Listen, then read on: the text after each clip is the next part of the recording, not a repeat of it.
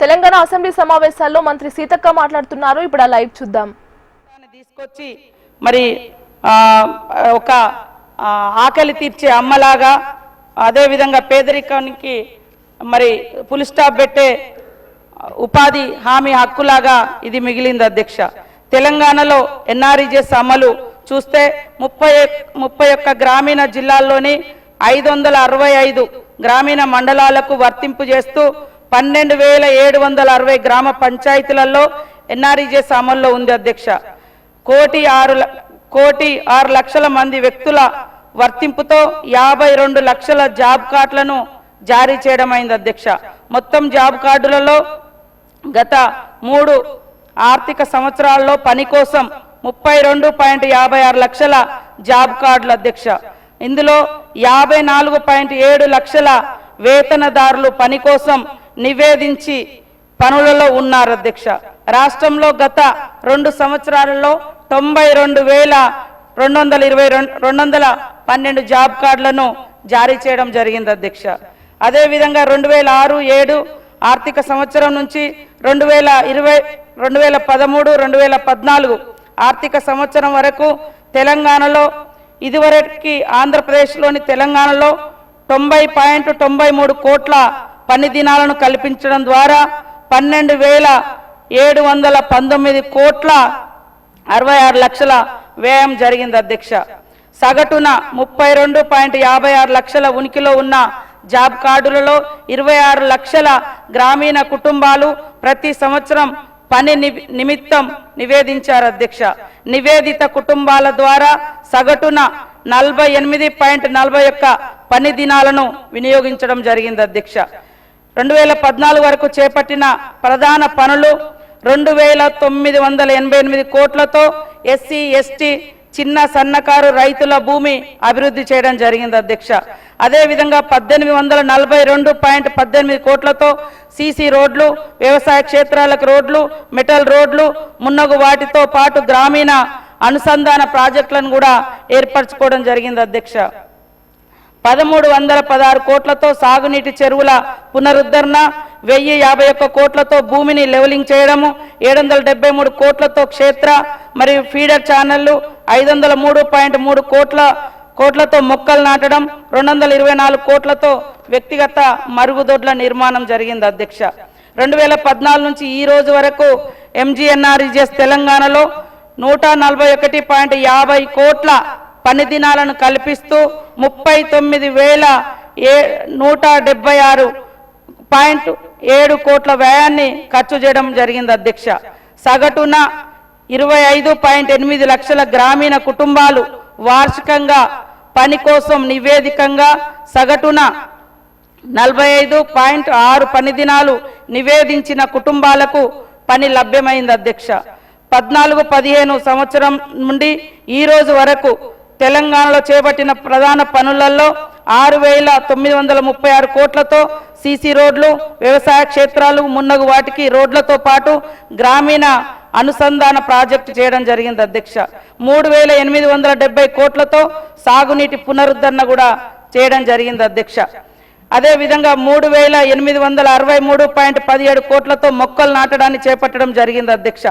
ఇలా మళ్ళీ ప్రతి సంవత్సరం మనము ఫీడర్ ఛానల్స్ కానీ మరి అదేవిధంగా భూసారం తేమ పరిరక్షణ పనులు, భూమి లెవెలింగ్ చేయడము, అదేవిధంగా వ్యక్తిగత మరుగుదొడ్ల నిర్మాణము, ఈ రకంగా ప్రతి సంవత్సరం కోట్లల్లో మరి ఉపాధి హామీ ద్వారా పనులను మనం చేసి పారదర్శకతంగా జవాబుదారితనానికి, ఉత్పాదకత మరియు మన్నికైన ఆస్తులను కల్పించడానికి అత్యధిక ప్రాధాన్యతనిస్తూ పథకం అమలులో దేశంలోనే తెలంగాణ ముందంజలో ఉంది అధ్యక్ష.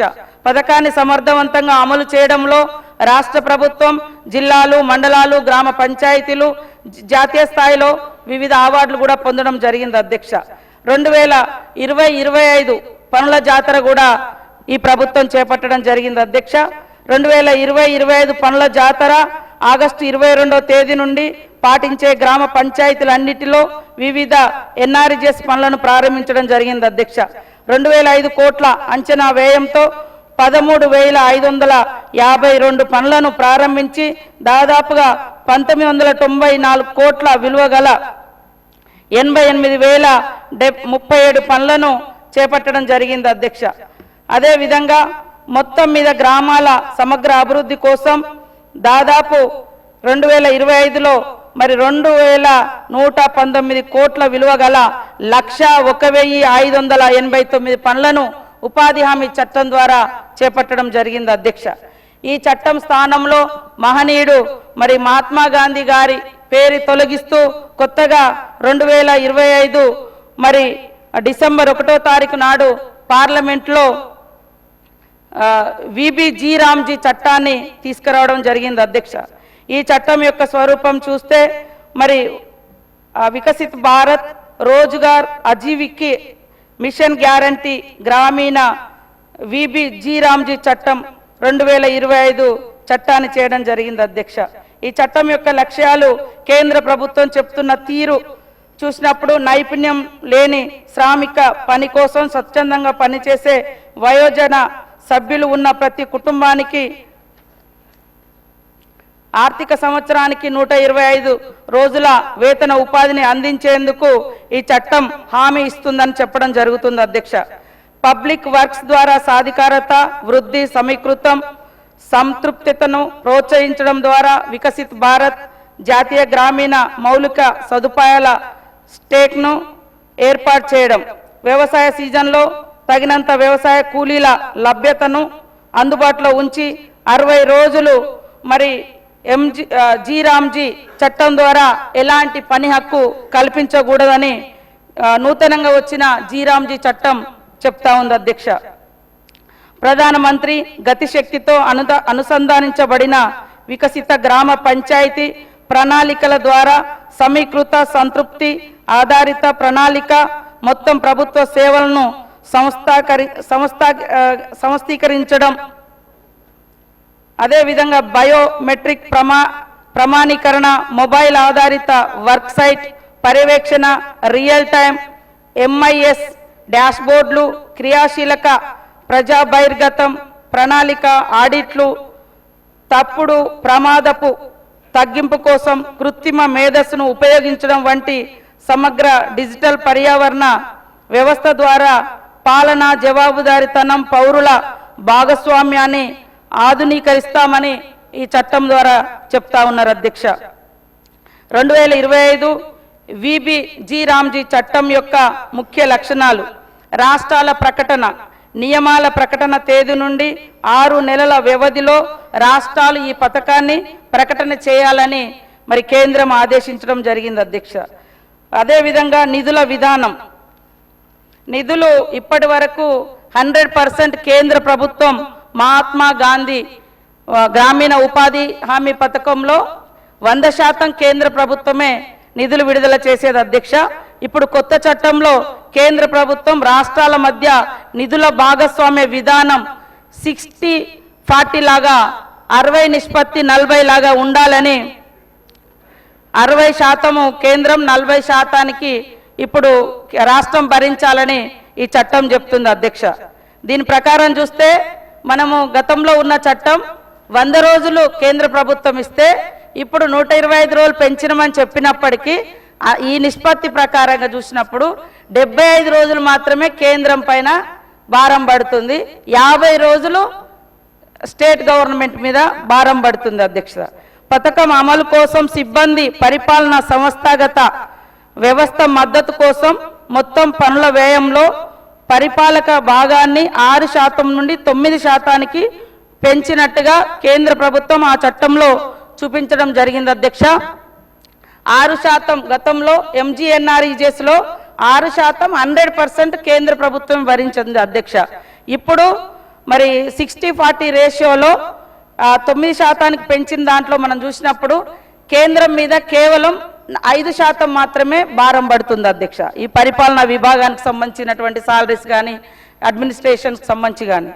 అదేవిధంగా సాధారణ కేటాయింపులకు సంబంధించి కేంద్ర ప్రభుత్వం ప్రతి రాష్ట్రానికి లక్ష్య పరిమితులతో మరి అంటే కొన్ని షరతులతో కూడినటువంటి మిశ్రమ సూచిక ఆధారంగా నియమబద్ధ కేటాయింపులను చేస్తుంది అధ్యక్ష.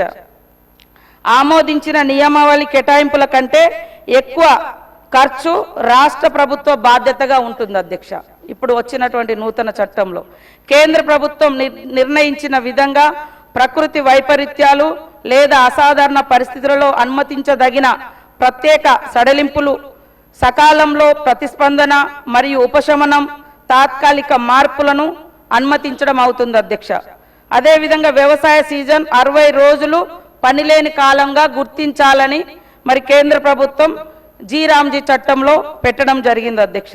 వ్యవసాయ కార్మికుల లభ్యతను నిర్ధారించడానికి రాష్ట్రాల ఆర్థిక సంవత్సరంలో 60 రోజుల వరకు ఉండే కాలాలను తెలియచేయాలి. విత్తనాలు వేసే కాలంలో అదేవిధంగా కోతల కాలంలో ఈ చట్టం కింద ఎలాంటి పనులను చేపట్టవద్దని ఈ యొక్క రామ్జీ చట్టం తెలియజేస్తుంది అధ్యక్ష.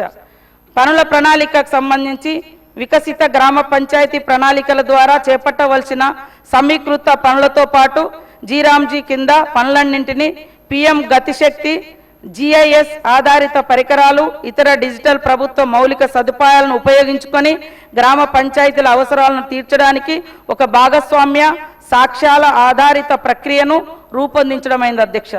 ఉత్పాదకత, స్థితి స్థాపకత పరివర్తన కలిగించే గ్రామీణ ఆస్తులను ఏర్పాటు చేసి వికసిత భారత్ 2047 విజన్తో అనుగుణంగా బ్లాకు, జిల్లా, రాష్ట్ర స్థాయిలో ప్రణాళికలను వికసిత్ భారత్ జాతీయ గ్రామీణ మౌలిక సదుపాయాల స్టాక్లో సమగ్రపరచాలి అధ్యక్ష. ఇంతకుముందేమో గ్రామ పంచాయతీలు వాళ్ళకి ఏం కావాలో వాళ్ళు నిర్ధారించి పైకి పంపేది. ఇప్పుడు అక్కడ వాళ్ళు ఏం చెప్తారో అది మీరు అమలు చేయాలని పైనుంచి ఇప్పుడు పెట్టినటువంటి చట్టంలో ఉంది అధ్యక్ష.